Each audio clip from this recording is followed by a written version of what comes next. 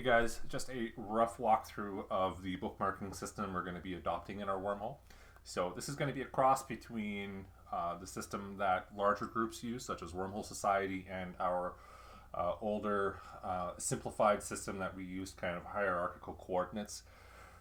So basically the bookmarking system is made up of four parts. You're going to have a mark that indicates if it's going towards home or away from home. The chain letter, so each chain, that is each set of wormholes starting from a single wormhole next to home hole, will have an ID, and then the depth, so how many jumps away from home hole you are, and then a unique ID. So you can see here, this is the format, and it is going to be the same on both sides of the wormhole other than the marking. So the period indicates it leads away from home, the asterisk indicates it leads towards home, as with the old system. And this is what it would look like on either side of a wormhole. So if I'm leaving home hole, this is what it would look like. And when I arrive in the system on the other side of the wormhole, this is what my bookmark home would look like. So it indicates where I'm going and where I've arrived. So period leading away, asterisk leading to home.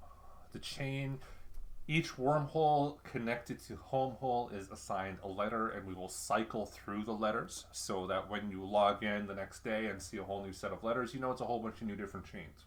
There's no confusion there. So chain letter like A, B, C, D, and we will cycle through, so as they drop off, we're moving through the alphabet. Depth, so you can see in Tripwire, for example, there's lines here indicating how many jumps away. So in the next system, if I'm in home hole and I jump through a wormhole, I am one jump out.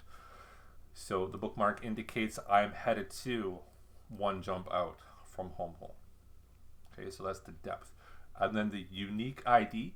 So up until maybe 3-4 jumps away from home, we're going to use a single letter of the alphabet as the designation for that system at that depth in that chain.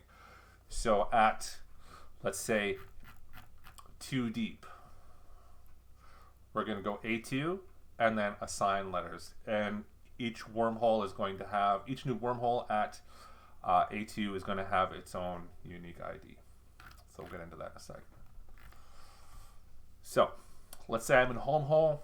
The first chain comes up. We're going to label it A. So the first system is going to be A1A. Even though there's only one system, we're still going to give it its unique ID, A1A. Okay, on the far side, it's going to look like this. So that period tells us we're about to jump through into A1A. The splat, the asterisk there, tells us we've arrived in A1A. Then any wormholes leading away from there, the systems on the other side are going to be 2 jumps out. So it's going to be A chain, 2 jumps out, and then a unique letter to identify. Okay. Now let's say we've gone another one deep. So we're in A2A. Any wormholes leading away from there would be 3 deep. So it becomes A3 and then a unique ID. Now if we went into this one, so here let's color code them.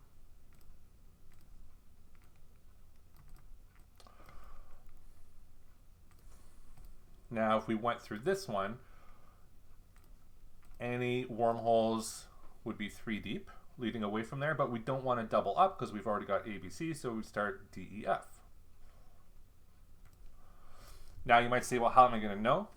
In people and places, they're all alphabetical.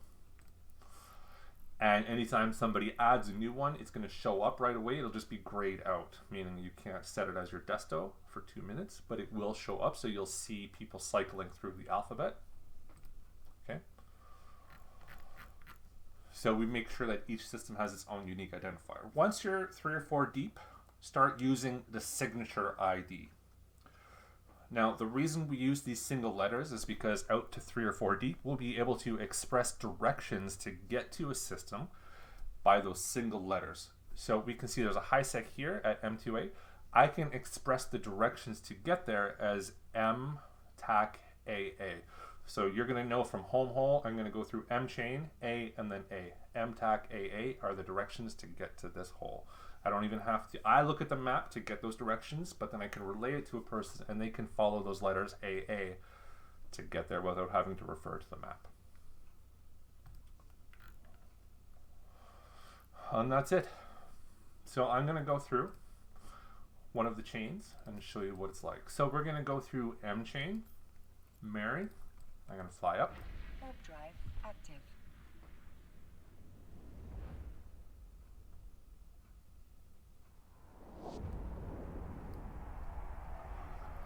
So any other information you want to add on to help our guests who aren't on the tripwire or anything you think might be important, you can add on, but the bookmark is just those 4 parts. So let's jump into M1 TAC A, M1A. And we can see on this side we have arrived the splat or the asterisk, however you want to call it, M1 TAC A. And then anything leading away from here is going to be M2 because it's too deep. It's in the M chain and it's too deep. So let's go to M2 TAC A.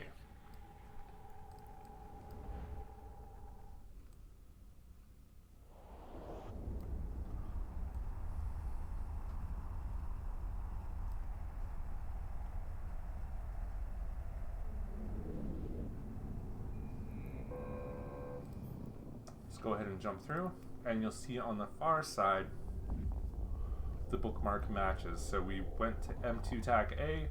On this side it's splat M2 TAC A. That's it. That's the whole bookmarking convention. I really hope this helps. Cheers.